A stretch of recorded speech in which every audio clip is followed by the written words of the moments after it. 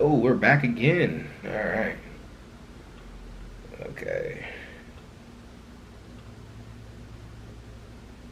No time to waste. Let's get it. Let's go.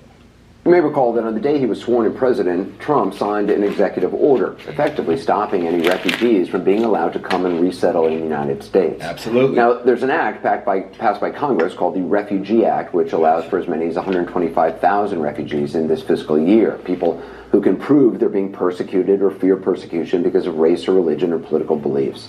And nowhere near that number has been allowed in by the time Mr. Trump took office and shut it all down. But just a few weeks later, President Trump announced that he was making an exception, and not only that, he would expedite the processing of refugee claims by one group of people from Africa. Now, you might think it's some women and children who've been maybe sexually assaulted in the conflict in the Eastern Democratic Republic of Congo, a place that's seen fighting for decades. On this program, we reported on the violence, the plight of people there in a series of programs in 2006. What has gone on here is simply extraordinary. Over the last 10 years here, there has been major fighting between a number of different groups. It has been the deadliest war in our lifetime, the deadliest war since World War II. Some 3 to 4 million people have died in this country, and their deaths have virtually gone unnoticed. And wow, man, I would love to do anything to help my people in the motherland, man. A whole new round of fighting that's been going on in eastern Congo between the government and an armed group called M23. Thousands have died, hundreds of thousands displaced, and widespread reports of sexual violence against women. But President Trump hasn't allowed refugees from there here, nor from Sudan, where there's been terrible fighting. The only Africans President Trump has paved a quick path for are these South Africans. And yes, they are white. They are Afrikaners, descendants of Dutch settlers to South Africa. This is the first group of people granted refugee status to enter the U.S. since the president entered his second term. On February 7th, President Trump signed this executive order carving out an exception for the Afrikaners, the white minority who created the racist apartheid regime in South Africa and ruled there. That's the crazy part. They created the apartheid system, and they're talking about what? Getting out of there because of racism?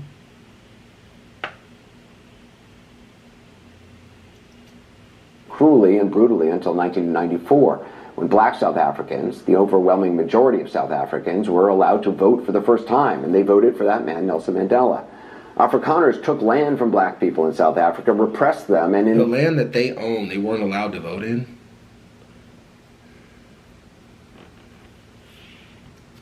The 3 decades since the end of apartheid, they still have all the land they took. Black South Africans, who make up over 80% of the population, still only own around 4% of private land.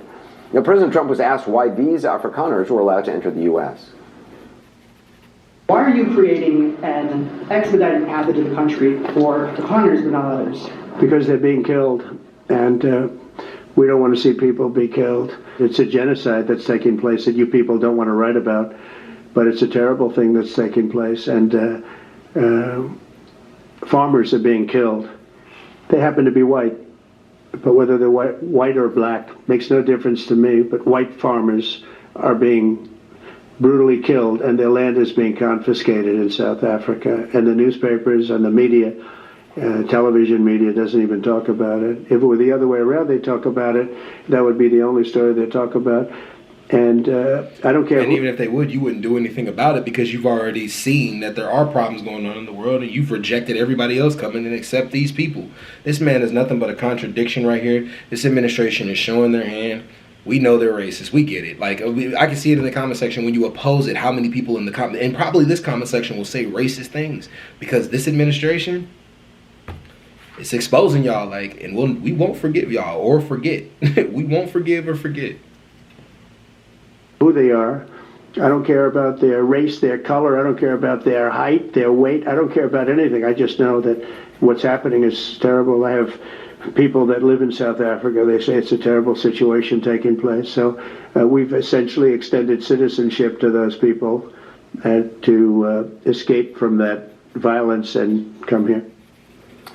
The idea that there's a genocide of white farmers going on in South Africa is just not true. It's absurd. And that's been debunked by a number of organizations, both inside and outside of South Africa. But it's become a rallying cry for some right-wing elements inside the country, and has echoed all the way to America.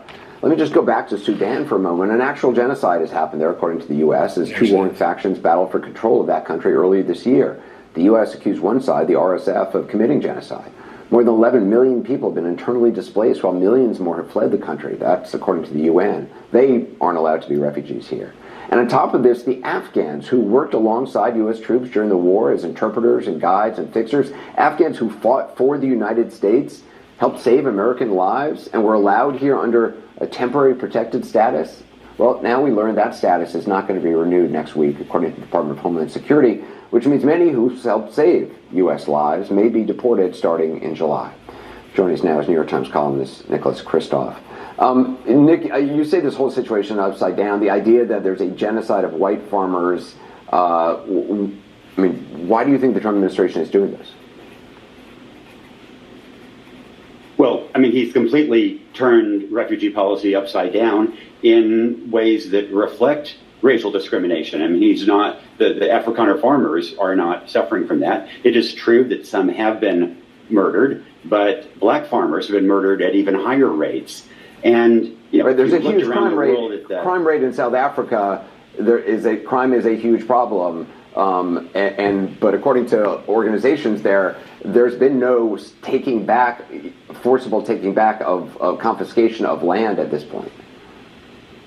Not at all. And, it is true that there was legislation passed in January that theoretically creates an opportunity to confiscate some land without compensation. That has not been implemented. Nobody has had their land taken away. And, these Afrikaners are among the most privileged people on the entire continent.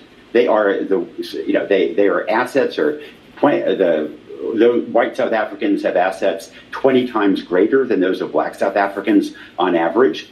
And, you just mentioned Sudan, the world's probably worst humanitarian crisis right now. In Sudan, I've seen a man who had his eyes gouged out as a reflection of that genocide with a bayonet. In Congo, which you also mentioned, I saw children who were gang raped because of their ethnicity. That is the world's worst mass atrocity since World War II. In Myanmar, I talked to a Rohingya mom who had her baby pulled from her arms and thrown into a bonfire. That is plausibly a genocide. But none of those people have any right to be accepted to come to the U.S. as refugees. And instead, we bring in, a group of people who don't remotely qualify as refugees. But what distinguishes them shows you who controls it too. Elon Musk, because he's an African. He's an African. He's a South African. Is that they are white, and as the son of a refugee, I just find this makes a mockery of the entire principle of refugee status. For sure. Also, the U.S. actually cut off its economic assistance to South Africa over this as well. So it's not just not letting black South Africans in or other people from other parts of the continent. There's now a cutoff of aid for HIV medication. I think South Africa gets about 17% of their of the money that they use for HIV treatment in South Africa comes from the U.S.